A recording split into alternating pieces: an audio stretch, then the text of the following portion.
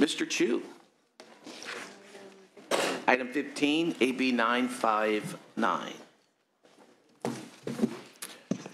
Good morning, Mr. Chair, Senators. I appreciate your consideration of AB 959, which would address significant health and social service disparities impacting our LGBT communities through the collection of data. Because of data collected by government, we know that if you're African American, you're 10 times more likely to have sickle cell anemia. If you're Asian American, you're 10 times more likely to have hepatitis B. Latino kids have a 1 in 2 chance of diabetes. White patients account for 95% of skin cancer cases, and women are at greater risk of heart disease. But we don't have similar data if you're LGBT. This is data that matters. From what little data we do have, we know that 40% of homeless youth are LGBT. 20% of transgender people lack health insurance. LGBT individuals experience higher rates of cancer and substance abuse, but we don't collect this data for our LGBT Californians. This bill would require 4 health and human service agencies to collect sexual orientation and gender identity data on a voluntary basis, just as those agencies collect similar demographic information on race, gender, and disability. This bill has strict privacy protections by not allowing any personally identifying information to be released. This is data that can save lives, allow us to invest scarce budgetary resources, and help us end critical disparities. This bill has not received any votes in opposition and has bipartisan support. I want to thank the chair for your support of this, and with that, turn it over to witnesses. Thank you, and I am proud to be a co-author of this piece of legislation as well. Thank you, Mr. Chair. Thank you. Thank you, Mr. Chair and members. Alice Kessler here on behalf of Equality California. We're the sponsor of the bill. The Assembly member summed it up very well. I would just say that we've come a long way in ending discrimination nationwide and in California, but this is really the next chapter of the work we need to do. So we ask for your aye vote. Thank Absolutely. you. Thank you for your testimony. Good morning. My name is Pashi Michelson. I'm with NorCal Mental Health America and the director of the California LGBTQ Reducing Disparities Project, which was funded by the California Department of Public Health. I will keep this very brief, but I just want you to know that we surveyed over 3,000 LGBTQ Californians, as well as over 1,200 care providers, and we documented numerous disparities in both mental and physical health services. Our #1 recommendation from this project is that it's an imperative that sexual orientation and gender identity demographic data be collected. Essentially, if you don't count LGBTQ people, we become invisible, and invisible people do not receive adequate, competent, and equitable services. We hope that you will vote aye. Very good. Thank you for your testimony. Next witness. Amanda Wallner with the Los Angeles LGBT Center, and we support this bill. Very good. Thank you for your testimony. Mariah Watson with the American Civil Liberties Union of California, and we're in support. Very good. Thank you. Any other witnesses in support? Yes, we're on the list. Alcohol Justice supports this bill. We're very interested in looking at the nexus of alcoholism and LGBTQ issues. Thanks. Very good. Thank you. Any other witnesses in support? Any witnesses in opposition? Comments, concerns, and readiness from the, yes, Senator. Mr. Chairman, Member Chu, I was not here when you introduced your bill initially. I'm happy to support it today, and if there's the opportunity down the line to add co-authors, I'd be pleased to join with you in this important effort. I very much appreciate that. And noted. Assembly member, you're close. I respectfully ask for your aye vote. Very good. Is there a motion? It's been moved by Mr. Glazer. Madam Secretary, please call the roll. Motion is due pass and re-refer to appropriations. Hall. Aye. Hall, aye. Berryhill. Aye. Berryhill, aye. Block. Aye. Block, aye. Gaines. Galgiani. Glazer. Aye. Glazer, aye. Hernandez. Aye. Hernandez, aye. Hill. Hueso. Lara. McGuire. Aye. McGuire, aye. Runner. Runner, no. Vidak. 6-1. All right. That bill will remain open for absent members. Thank you, Senators. Thank you, sir. Mr. Cooley, I'm sorry, Mr. Daly, item 20. Yes, AB 1322.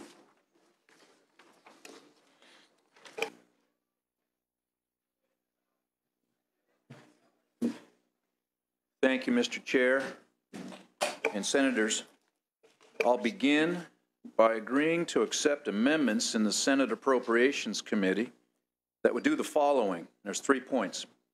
Number 1, as part of a salon or barbershop's establishment license under the Department of Consumer Affairs, will authorize a salon or barber shop as an option to serve, not sell, beverages to legal customers up to the limit prescribed in the bill, which is basically one serving, one drink. Authorize the Board of Barbering and Cosmetology under the Department of Consumer Affairs to enforce the provisions of this bill and to take appropriate enforcement actions against an establishment that violates the provisions of the bill. Lastly, the last amendment, authorize a local government to restrict or prohibit the serving of alcohol in a salon or barber establishment. This measure allows beauty salons and barbershops to serve beer or wine to their customers without having to obtain a special license or permit. Many shops throughout California offer their customers alcoholic beverages. In fact, it's been a custom for years, and it's a growing custom, without charge as a part of their services. However, barbershops and beauty salons are not currently allowed to offer alcohol technically without an ABC license, which is why we need to update the regulations. My bill allows these shops to offer beer or wine to their customers without having to obtain a special license or permit, similar to long-standing laws allowing limousines or hot air balloon companies to do so. The bill requires a business to be in good standing with the Board of Barbering and Cosmetology before it's allowed to serve. Customers may only be offered one drink during normal business hours and not after 10 o'clock in the evening. With me is Joe Lang. There he is. There's Joe. There's Joe.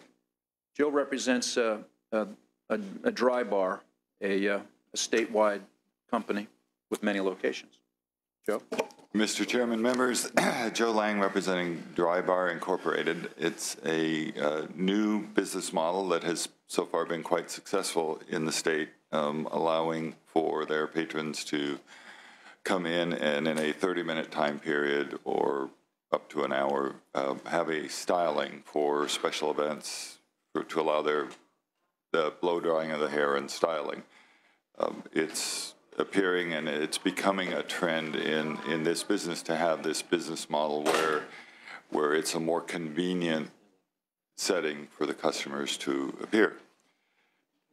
As a part of their business model, they have, until recently, offered their customers a glass of wine or a glass of champagne, and not knowing that, in fact, there is a provision of the law that prohibits you from serving, even free, without charge, alcoholic beverages if the general public is allowed to enter the premises at any time. This bill simply clarifies it. This same exemption has been granted to limousine services, to hot air balloons, and I think we're trying to solve what is sort of a common sense problem here that people don't understand.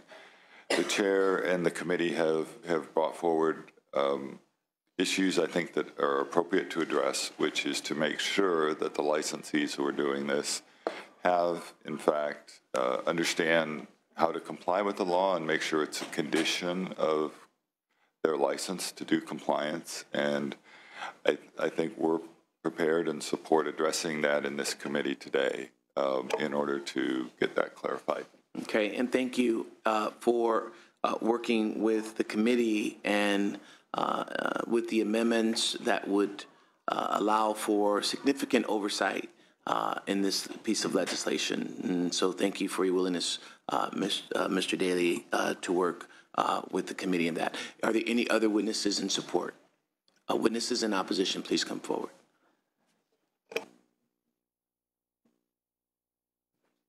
Yeah. And Mr. Daly, you understand that these are committee amendments, correct? Correct. Very good. Okay. Correct. All right. Correct. I'm happy to take them today if that's the... Noted. That Thank works. you. I appreciate you working with the committee on that. Yes. Thank you. Bruce Lee Livingston, Executive Director of Alcohol Justice, the Alcohol Industry Watchdog Organization.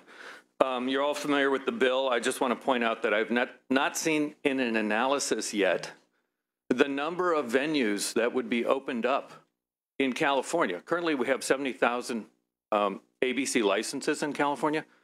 Our estimate is that there are 30,000 beauty salons and barbershops that would all of a sudden, without a license, without training, with children present, would be allowed, with no enforcement, would be allowed to serve alcohol While somebody's blow drying your hair, perhaps?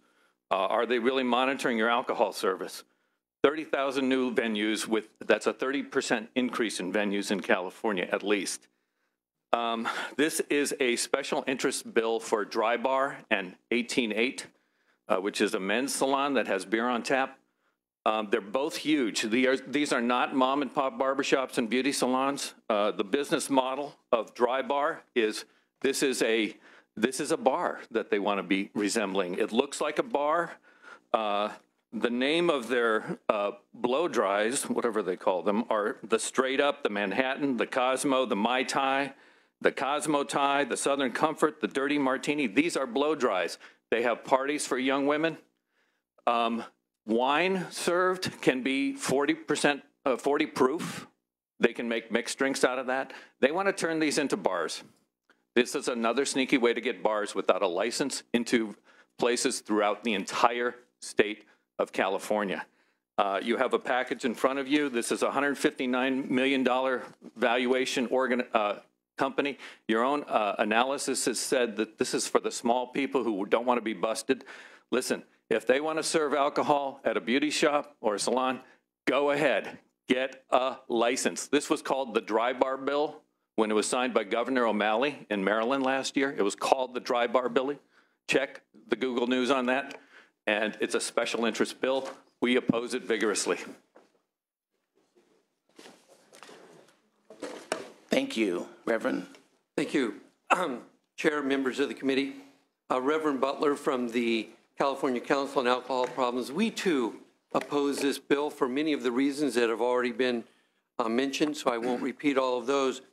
But we do have a concern that first of all, the Alcoholic Beverage Control Board that has responsibility to monitor and regulate alcohol marketing, distribution, consumption, manufacturing within our state is going to be left out of this entire process. Further, we look at this and wonder what will be the impact of some, and I think the number may be closer to 40,000 barbershops and beauty salons in the state, many of which may be located in neighborhoods where people are taking their young children for a haircut, and instead of sitting there and getting a lollipop at the end of the day, they simply watch adults drink and consume alcohol while they're waiting. How many more venues do we need in California to serve alcohol, especially if they are unlicensed and unmonitored? This is just, we believe, a bad idea, and we hope that you will vote no on this and allow those few companies or businesses that want to go through the process to get a license to do so. Thank you very much. Thank you, Reverend, for your testimony. Any other witnesses in opposition? Comments, concerns, and readiness from the members? Yes, Dr. Hernandez. Yeah, thank you very much. So, I mean, I'm feeling a little bit better with the amendments I'm just looking at that the chair has recommended. It's not the fact that alcohol or beer is going to be given at a salon, it's the oversight for me. So, I mean, the concern I have is the department that it should be under, whether it's ABC, and my understanding it's under the Board of Barbering and Cosmetology, but more importantly, where are the resources available for this particular board? What is that cost going to be? And do they have the resources to be able to go out and either find and to look and to maintain, to make sure that, and do they have a history of doing this? Because the Board of Barbering and Cosmetology, I mean, I don't know if they really know how to deal with alcoholic beverages. So that's my only concern. I still have a lot of questions. And is this the proper agency to have them under, or should it be under an agency that has the ability to enforce as well? Because my concern is, what if it's not just one beer? What if somebody's going to start giving out 4 beers for free, 5 beers, and then they're going to start charging it on the back end, even though it's free, but they're going to charge it by increasing the cost of the haircut. So just, I have a lot more questions than I have answers, you know. I think the bill is a due pass to appropriations, and I think there are some of the other answers in terms of enforcement. If there's a financial obligation, it would be dealt, and the fiscal in the fiscal committee, and this is not the committee where we will be addressing the fiscal component. So I understand that, but is the Board of Barbering and Cosmetology the appropriate board to, and do they have the expertise to be able to do oversight? That's a policy question that I can ask. Yeah. That's correct. Can I make a suggestion? No, that it no, perhaps you we go to business and professions? Thank you. Appreciate that. Yes, Mr. Lane. Mr. Chair and members, I think the right questions are being asked here. The concept, I think, behind your committee amendments is that you create sort of a dual cooperative enforcement process. The Board of Barbering and Cosmetology does issue licenses to the individuals who are in this business.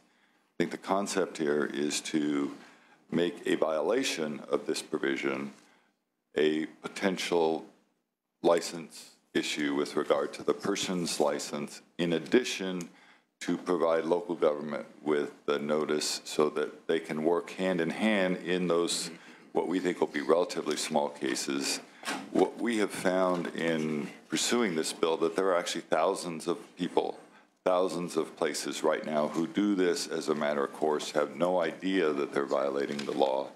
And this is simply a way to provide a mechanism for them not to be in violation of the law, but to make sure that there's proper enforcement and notice as well. But that, I don't know if that answered my question. It seemed like he's talking to you, and I asked a question, and he didn't even have the courtesy to look me in the face or the eye to answer me. But regardless, I mean, still, is this the appropriate place or entity to oversee oversight?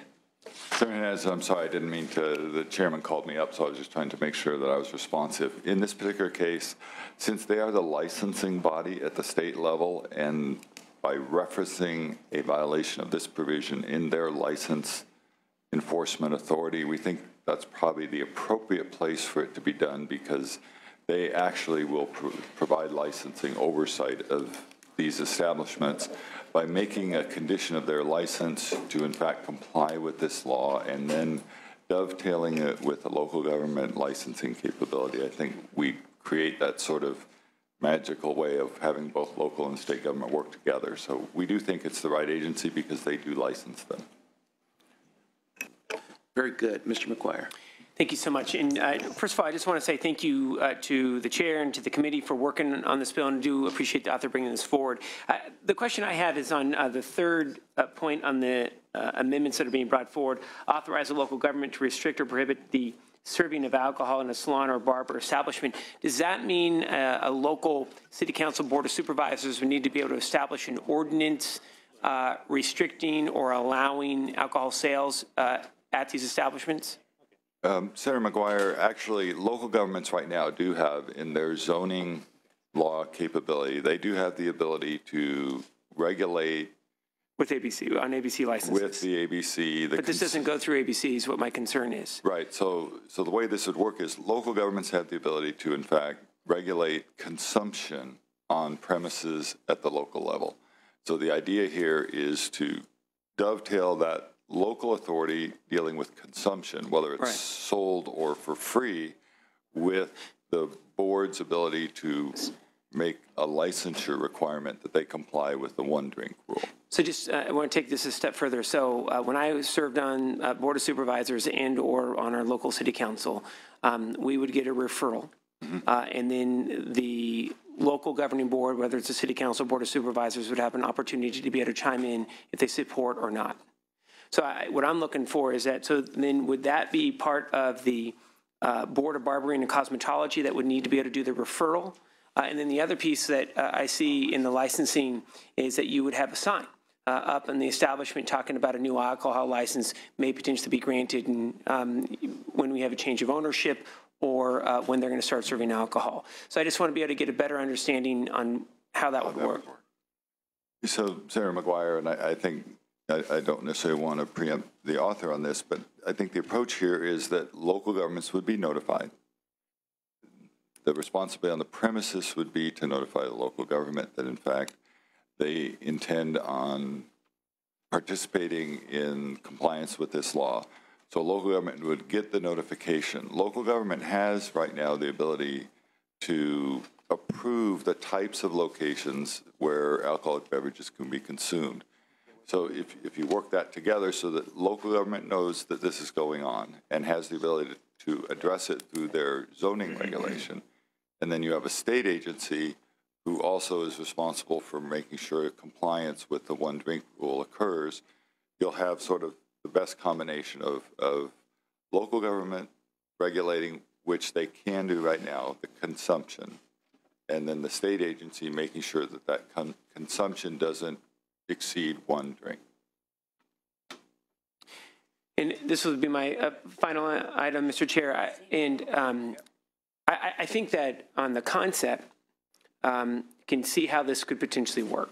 I think where, just being candid, where I have some challenges is that when we're asking for the Board of Barbering and Cosmetology, which is focused on one industry, then taking on the issue of alcohol, I just have some concerns in regards to, in particular, the interface with local government. In taking on an issue that is out of what their traditional purview has been.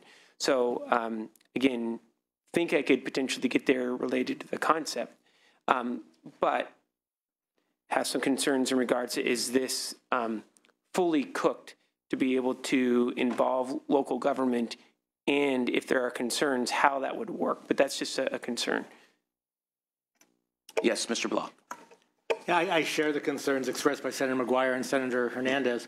I just need to say, I'm not concerned about an adult having one beverage while they're getting their hair done. Right. I am concerned about monitoring and enforcement mechanisms. So just on the street, when this happens, who is it who's going to be patrolling the beauty salons and barbershops to make sure this isn't being abused? Here's the dilemma, Senator. Right now in California, there are thousands of establishments offering champagne or one beer to their customers. It's happening right now. And the ABC is in the position of responding to complaints and then sending a letter to the operator saying, you're not supposed to do this. And that's pretty much the situation today in our state. It's very common in women's hair salons for a glass of champagne to be offered. I think this bill helps the current situation by making it crystal clear, no more than one glass. No more than one glass. And if you violate that, you risk your license. I appreciate the comments, but that's not really responsive to the question. So who is it who's going to be patrolling the barbershops and beauty salons to make sure it's just one glass and that the 20-year-old isn't getting served? Senator Block, if I may, I think that there are three agencies that will be doing that. The number one agency charged for doing this is the ABC, and they are doing it now. And in fact, they are serving warning letters on establishments who are doing this now in violation of the current law. Number two, you have the Department of the Board of Cosmetology and Barbering, who now will have added to their enforcement priority an assurance that people are, for their license on an annual basis, complying with this law. Thirdly, and where the local government comes in, is that the ABC works with local jurisdictions, and they hold gatherings with local government officials and law enforcement on an annual basis. They will be working, the front line of defense is the ABC, the department. Locals will also, however, have the ability to enforce this as well. Okay, allow me to express a concern, and then I'll stop. You know, I had a bill last year that dealt with monitoring of nursing homes and enforcement of nursing home rules, and we found that only nursing home inspections, which used to be done once every year, now being done once every 5 years because there just aren't enough inspectors. Now, if we pass this law and it goes public that any of these establishments, barber or beauty salons, can have alcohol. Where I get my hair cut now, nobody offers me a beer or a glass of wine or anything else. But to stay competitive, they will have to. They will have to. So there will be a plethora of more establishments offering beer and wine. I am certain of that because they will have to stay competitive with those who do, because now it's legal if we pass this. Some people will do it even though it's illegal. I grant you that others are doing it now. But not everybody will. A lot of people obey the law. This will require a great deal more, geometrically more folks on the street enforcing this if it's serious, if we really want to keep it to one drink and keep it to only adults. I don't see the state has the capacity to do that at this time. So I'm not concerned about one adult having one alcoholic beverage. I am concerned about other ramifications of the law. All right, so here's what I'm going to do. There's a lot of unreadiness on the committee, and so I know, Mr. Daly, that you're committed to the bill. I'd like with your permission, to downshift a little bit and to not bring the bill up for a vote, but to have your staff work with the committee in trying to craft additional legislation that will put some teeth in it and be able to address some of the concerns from the members, because from the testimony present, from the questions and the inquiries from the members, there's a lot of unreadiness on both sides. So I will just pull the bill back and allow you to continue to work to address some of the concerns that will make the members ready for a vote on the bill. Mr. Chair, I respect that completely. The questions that have been asked are all very logical. The current enforcement mechanisms in the state today are a little bit unclear and I don't think work very well. And if we're going to make a shift, we need to make sure it's proper and it's efficient. Okay. So thank you. My pleasure. Thank you. Thank you. Okay. Thank you.